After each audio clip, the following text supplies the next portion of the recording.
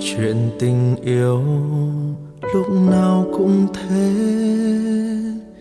đi mãi bao năm lê thê mong tìm được ai chung lối về, để dành một đời yêu thương trao về nhau không vấn vương. Chỉ mong rằng ta mãi bên cạnh dù đời còn bao gió sương.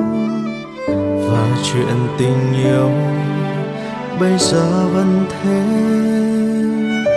anh vẫn luôn yêu em thôi, dẫu em giờ đây đã khá rồi.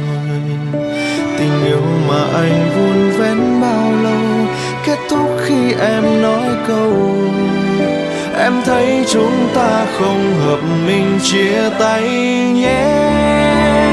Mình gặp nhau đúng hay sai mà đã chia hai, coi nhau như chẳng tồn tại. Hợp nhau là do mình thôi, luôn sống thưa tha vì nhau. Tìm được nhau dễ dàng đâu, có phải bên nhau một ngày hay 4-5 hôm. Nay em nói câu không hợp là do duyên số hay sao? Vậy em có chắc bao năm mọi thứ yêu thương em trao riêng mỗi anh không? Mình gặp nhau sai thời gian và sai người phải không em? Nhìn người mà anh từng thương cứ thế đi xa từng bước trên phố quen thuộc.